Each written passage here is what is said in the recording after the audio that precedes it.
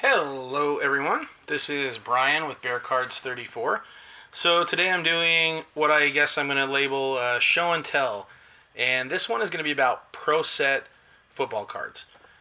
So for those of you who had kind of a similar route to sports cards as I did, and I know there are quite a few of you out there who did, kind of getting into the collection as a kid during the junk wax era, I feel like Pro Set defines that more than anything. All right, so Pro Set came out in 1988, but the first cards, the football cards, the first set was 1989. It was a guy named Ludwell Denny who created it from Texas. I think Dallas might have been the area. So anyway, Pro Set came at the perfect time for me. My brother and I got into collecting. 87 area. This football box right here, 1988, that was the first year that I really got into cards. My brother got into them the year before, got me thinking about it a little bit, and by 1988 we were full on card collecting. And in 1988, all we had was Topps football, pretty much. And so we would collect the 1988 cards, we would buy the packs, and then we would kind of go back and get some of the earlier cards. And I mentioned in a previous video, but the card shop that we had in Salt Lake City had boxes with packs all the way back to 1978. So I was able to pull a Tony Dorsett rookie, Walter Payton third year card, and then going into the other years, Earl Campbell, Jerry Rice. My brother got Joe Montana, super jealous of that one. Anyway, it was really fun to collect, and each player, they basically just had that card from that year. Unless they had, multiple cards like Record Breakers or 1,000-Yard Club cards were starting to get going at that point. But pretty much if you were a fan of, say, Eric Dickerson here, you would get his 1988 Topps card, and then you were good to go. That was your card for the year for that player. All of a sudden, 1989 rolls around, and Pro Set and Score joined into the mix. And Pro Set was really, really good at marketing. They really tried to make a connection with the players. And all these things started happening at around the same time. So you have Pro Set, Score, and Topps all making cards. And so all of a sudden, instead of getting one card of your favorite player or favorite team, you had options, you had variety. And for me, my mindset was, I had to have all of them. So I had to have the complete set of Topps, complete set of Score, complete set of Pro Set. And now I would say the 1989 Score is definitely my favorite set of the three. But at the same time, I just love Pro Set. I mean, they overproduce them to a ridiculous amount. I had read that Pro Set claimed to have its own printing press for the product, so it could issue cards very quickly and as many as they want. And because football cards became so popular, there's that whole supply and demand thing. Well, they could supply as much as they wanted, and with the demand high, they just kept printing and printing and printing. And as a result of that, the cards nowadays are just not worth very much at all. But they're really fun, and there's some interesting little stories there. So at the same time that all these other sports card brands started coming out, we also got Beckett. And here's my very torn to pieces old school Beckett issue number 1 from December 1989. Bo Jackson there. So anyway, that was another part of the whole spike in the football card craze. Card shops were opened up everywhere, and things were very popular for a lot of players. So anyway, just to get started then, the 1989 Pro Set series came out, and I'll kind of show you the basic design that they had. This is Icky Woods. This was a popular card to have at the time. He had a dance when he'd score called the Icky Shuffle that became very popular. He ended up getting injured his second season and never really became that player again. And if I remember right, they even had to, he ended up having to just do the Icky Shuffle dance on the sidelines after he scored. And so it really kind of lost its appeal, and his popularity, was big for a year and then kind of came down after that. Now, this card right here, I'll show another Bengal, James Brooks. The reason I'm showing this is just because he was one of my favorite players. I love to watch him play. He could run, he could catch, return man. He did everything. And look how cool those shoulder pads are. You just don't see them like that much anymore. Anyway, James Brooks was one of my favorite players. And this kind of shows you the back of the design as well. Now, what Pro Set had the distinction of is being the official NFL card, which they basically put all over their cards. I mean, it's right up there on every single card. So they were able to have a huge library of photos. So they were able to get these great pictures of players with their helmets off, so you could really get to see them on a personal level. They did a great job of including all of their career stats, information about them, their background, everything. So they were, they were definitely an appealing type of card. So a handful of the kind of notable cards, and I'll miss some, I'm sure. And by the way, I should say, I am not an expert on Pro Set. This is just my remembrance and observation of them. But for any of you guys out there who watch this that have any of your own Pro Set memories, definitely share, comment. I'll try to read those and get back to you, but definitely a fun set. Now, my favorite thing about Pro Set was they were very thorough. They made a lot of cards. They put a lot of time into that, and most players, punters, kickers, some of the backups, a lot of people got cards as a result.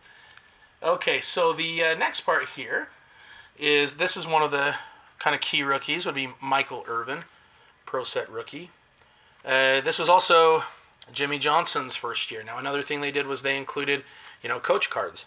So that was an example of one of the coaches. So that was right before his taking over and creating a new dynasty. You also had a Chris Carter Hall of Famer rookie, a Rod Woodson rookie. And what Pro Set and Score did that Topps had not yet done, including their original Series 1 of 1989, but in Series 2 of Pro Set, they also included rookie cards. And of true rookies, so like, for example, right here we've got Deion Sanders in his college uniform, detailing that he was picked by the Falcons. These were really big for kids, for collectors, sorry. I was a kid, but for collectors, to actually have their rookie card of a player who was playing their rookie season that year and actually already have their card. It was a really big deal. And so this was something new to 1989. Usually you had to wait a whole year before you would get your favorite players, your favorite rookies card. So then you have Steve Atwater. You've also got Derek Thomas, great player. Another thing they did is, along with the rookies, they included pro prospects. Some of these were, people like, I think Eric Allen had been in the league for 1 year at that point. And so they put his card out there just to kind of show, hey, this is a guy who's kind of making a name for himself. They also had a third series of cards, so there were 3 series altogether. And there's a Sterling Sharp rookie card. Now, he's a guy who was great. He was the best receiver. He and Jerry Rice were like the top guys.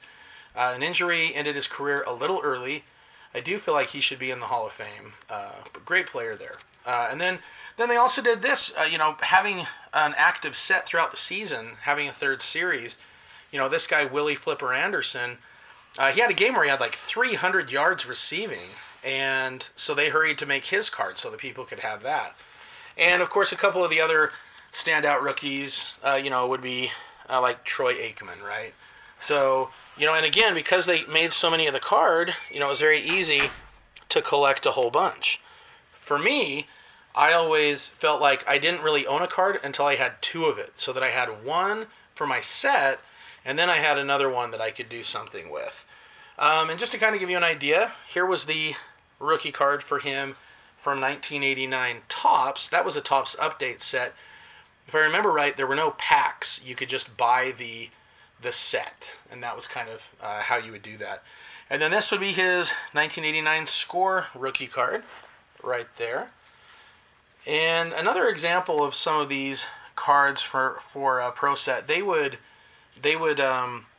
put out cards and then they would tinker with them. So, for example, there was a Mike Ditka head coaching card, and not long after that, they made a new version that included that he was in the Hall of Fame. And then right here, we have Stacy Terran from the Raiders, and unfortunately, he passed away in a car accident in 1989. So they made a new card recognizing that he had passed and make note of it on the back of his card as well. Also, they had cards like this where, this is Brian Bosworth. I'll try to put these up here and see if they'll focus in. So Bosworth, on one card it says Seahawks, and on the other it says Seattle. So this is an example of where they had made a little bit of an error where it should have said Seahawks, but had initially said Seattle. So they changed it, and so people would often be trying to find cards like that. Another example here is the error card of John Elway. I'm not sure if you can see that, but it mentions there that he was acquired by a trade in 1983. That's the correct version of the card. But then there's this version here where it says acquired and it was first round. So see, they're just subtle little differences. And some people have claimed that maybe Pro Set did that on purpose to make cards more desirable, to try to find them. And maybe so. I'm not sure. So here's another example, that was new to the year. You had Herschel Walker, who at the time was a huge player on the Cowboys, had a great season. And then there was that epic trade that took him over to Minnesota. And let's see here. I'm going to try to... Whoa! Okay, that didn't work. Oh well, we learn. All right, so right here, this is Jim Mcmahon. Now, for me, that was his last Bears card, so that's a little sentimental, right? And anyway, he was then traded, sadly, wrongly, to the Chargers. And so Series 1 was the Bears. Series 2, you have his new team with his new jersey. But then, of course, they had to tinker with it more, so they had a traded, so there are actually three Jim McMahon cards, with this one in Series 2 having two versions of that. Okay, another example here of some of the cards that you can look for. I think each pack had a Super Bowl card in it.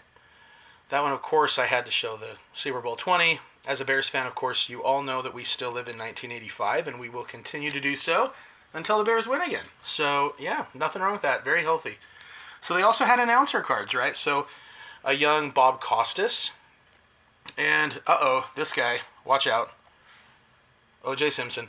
So the announcers who had played had a picture of their playing career on the front, and then on the back, in much simpler times for the Juice, a picture of him announcing. And then there was also the Pete Rozelle commissioner card. Okay, so the last one I'll show from this initial season right here is the Holy Grail of 1989 Pro Set. It was this card right here. At a time, was like the hottest card in the industry. So in 1989, Pro Set releases these cards, and my understanding is that there was a contract dispute where I think Perry didn't have his he wasn't part of the NFL licensing or whatever. He wasn't a member at the time, and so they weren't supposed to make this card of him, and so they were asked to pull it, and a few got out. I don't exactly know the number, but when you think of a few in terms of Pro Set, it's probably still quite a few. Anyway, at the time, though, everybody wanted to get their hands on this card. So this was William Perry, Pro Set 1989, card number 47, right? So what they did is they replaced it with a card of Ron Morris. So this was the card most people would get as they went and opened a pack. So you'll see here, both of them are the same card number. However, this is the one that most people would pull.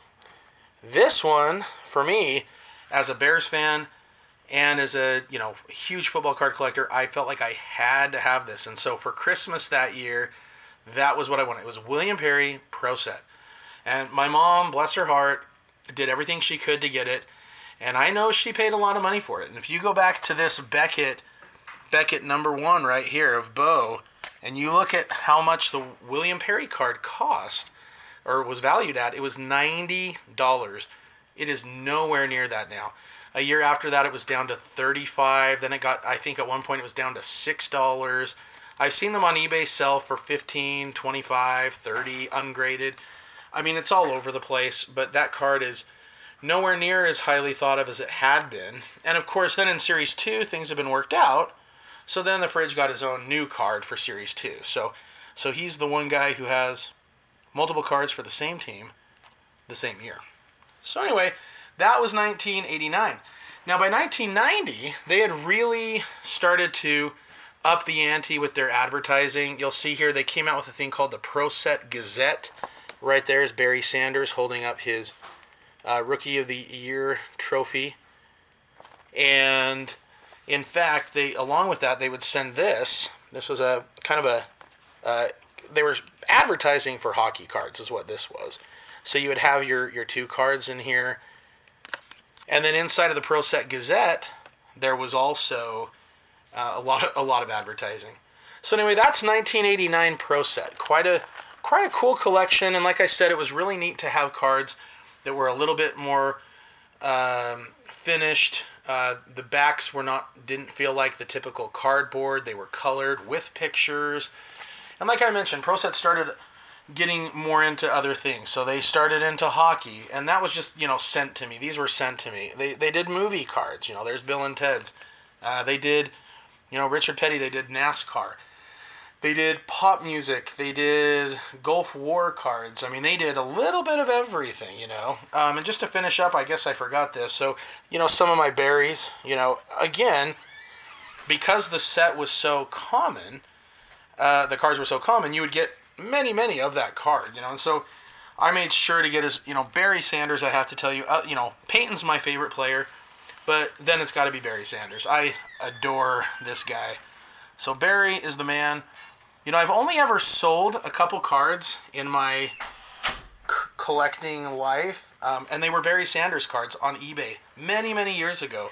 I sold, I think, 2 or 3 Pro Set cards and a couple of score cards, and it was fine at the time, but that's the only time I ever have sold any cards. I've never done that before. Traded, yes, but never sold. All right, now I'll kind of speed things up a little bit here, but I did want to show you now. We're getting into the 1990 cards, and they had some different things come out. They came out with this Super Bowl collection of cards, and this right here, this is a Richard Dent, just to kind of show you. But they made an all-time Super Bowl team, and these cards were pretty cool because they would show you specific information about those players in the Super Bowl.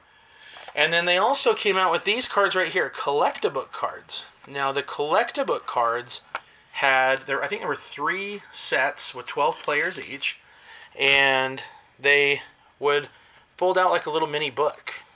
And so, you'd have a picture of the player and a little story about them. That would also include some artwork, and then a full-page picture, along with stats on the back. So they were a cool little card, a new type of card that was pretty popular at the time as well. And then this was kind of like the iconic 1990 card, was the 89 Rookie of the Year for Barry Sanders. And then a couple cards just to note, this was the first time we had Chris Carter in a Vikings uniform, Junior Seau's Rookie Year. Of course, we had Emmett Smith's Rookie Year. Oh, and look, because I bought 100 million packs, look at this. Emmett.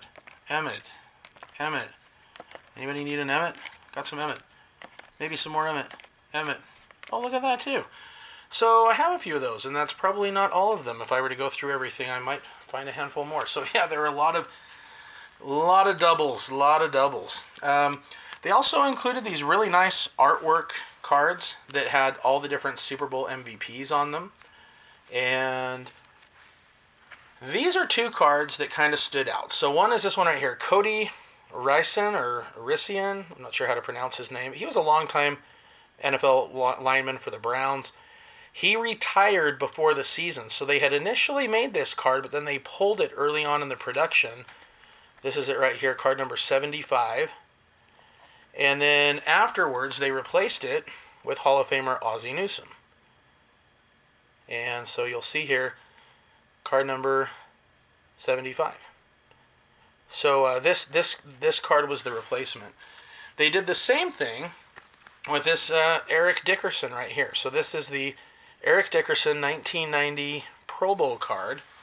And, you know, this card, again, similar to Perry, he wasn't signed with the Players Union or something to that effect. This is card number 338. And so it was pulled. Now, I bought this online. I think it was on, I don't know, it was either eBay or ComC. But anyway, I bought this a few years ago just because I hated not having a card in that spot. And I got it, and I'm hoping it's a real card, but I was taking a look, and it's a little bit, it's just, it's definitely printed down some, and the red is a little darker. That may just be the printing of it. But it just kind of stood out a little bit from my other cards to me. So hopefully it's a legit card, but I know that one was a bit more rare. And again, similar to some of the other things, you're going to see they're totally trying to promote their hockey cards. So there's a Payne Stewart, rest in peace, Payne Stewart card, just to kind of say, hey, guess what? We're doing hockey cards or golfing cards too. So this is card number 1, commemorative. So it's a subset card. They also made a commissioner card of Paul Tagliabue. And here's an example again where Chicago Bear Fred Washington, he also passed away sadly in 1990. So you had the original card, and then you had sort of the tribute card. He passed away in a car accident in 1990.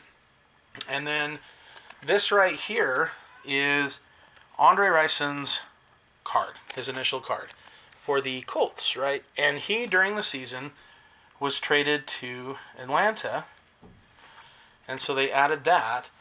Now, the difference here is on this card, it actually gives you a note. It actually says, are you missing something? Dear Pro Set Collector, our Series 1 Andre Rison card that should have reflected his trade to Atlanta with this symbol didn't have it on it, da-da-da-da-da. So it basically talks about how, let's see, the final update would include the card. So anyway, you'll see this one actually has the back without the note. So again, you can see just how thorough they're getting with cards. Also really popular was the Santa Claus card. It has a little Night Before Christmas poem related to Pro Set on the back. And Santa's putting in Pro Set cards. There was also one the year before, but I don't think it was sent out in packs, and I think it's much more rare. It costs quite a bit of money. This right here is the Super Pro, a new NFL hero. And right here, again, Jeff George. So we have his standard card right here. He was the first pick of the draft by the Colts. So we had his initial card. And then we had this card right here, which includes the number 1 pick, and it's in his Illinois jersey. The backs are also different, as you'll see. On one, we just have a random picture of him. The other one, it's him holding up his football card. So different versions of that card. And then what was interesting was, because they didn't know who would be picked where, they also made a version of his card for the Patriots. So imagine how things may have been a little different had he not gone first and had he gone to the Patriots. All right. And I think they may have even made other cards of him for that. All right. And for those who don't know, here's that notorious belt buckle card. I've also heard it called the Fred Marion Anaconda card. So for those who don't know, you'll notice here John Taylor, his belt is falling in this card. So they decided they needed to go in and airbrush the belt for those who may have dirty minds. So you'll see no belt there. belt here. So this card is still worth some money. It's still, considered one of the standout cards of the set, but I don't think it's worth as much as it used to be. It's not getting quite as much as it did in the past, but I know that's a card that really was kind of a highlight for a lot of people. And again, as I did with Barry, this next year, there was a little bit more, introduced into the market. This is where you have Score and you have Tops, but then there was also Fleer. And all of a sudden, soon after that, you had different versions of different cards, Tops and then Top Stadium. You had Fleer, Fleer Ultra, Upper Deck, etc. And it just kind of blew up and kept going from there. So anyway, those are the majority of that. And then after that, going into the 91 season, this is just an example. I think this was mailed to me. It's an Emmett Smith card. This is the Pro Set Gazette. So again, they're kind of pumping the Gazette here, trying to get people to read that. So they made a card. On the back of the card, it was interesting, though. It said that Emmett Smith's father had set up his own trading card store for collectible cards. So I thought that was pretty interesting. You had your Emmett Smith Rookie of the Year. Now, this is where, to me, Pro Set really got into the zone. I mean, they had done so the year before as well, but they did such a good job of, really giving the history of the game. So you have, the different season leaders. You have milestones, like right here, Otis Anderson, O.J. Anderson, a milestone of 10,000 rushing yards. Then you also had a 1990 replay, where it went over the different, the top games for the week, all season long. It also had the NFL newsreel. So, for example, documenting Bo Jackson's career-ending injury. That was a terrible loss for the sport for sure. And also, the Whitney Houston card from singing at the Super Bowl. They even made cards of the referees. Pretty crazy. Now, what I really liked were these excellent artwork cards that were done for everybody from the AFC and NFC who made the playoffs. And also, Pro Set Gazette is noticed there. Notable cards would be Brett Favre, Aeneas Williams, Ed McCaffrey, whose son Christian is in the league right now. And then the World League started coming about. You'll see right here, that's World League Jason Garrett. So, many of you guys know him from coaching on the Cowboys. Walter Payton, subset card. And they did things like Pioneers of the Game, recognizing Hall of Fame players. The Rocket Ishmael card was a pretty popular one because he went to the CFL, so there weren't really any other NFL cards at the time. And they made these Heisman Hero cards. One that kind of had a little controversy was this Ty Detmer because it was only his junior year and he went back for his senior season. So he had this official card made, but he was not in the NFL yet, so that was kind of a thing. Another Santa Claus one. They also made cards in Spanish, which was pretty cool. And then, this is a well-known card just because it's the Belichick rookie card. Crazy to think that he coached for the Browns. And then Pro Set made these Pro Set Platinum cards. Then, if we kind of go from there, just to kind of show you a few cards from the, after that, they changed it up. It was kind of interesting. They had, cards like this, Bill Cowher, that's his rookie card. By Series 2, they had a totally different look. They had changed the format and everything. And I think maybe that was the start of knowing, hey, there's a little concern here.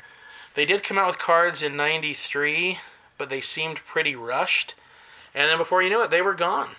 So anyway, that's my experience with Pro Set. Take care.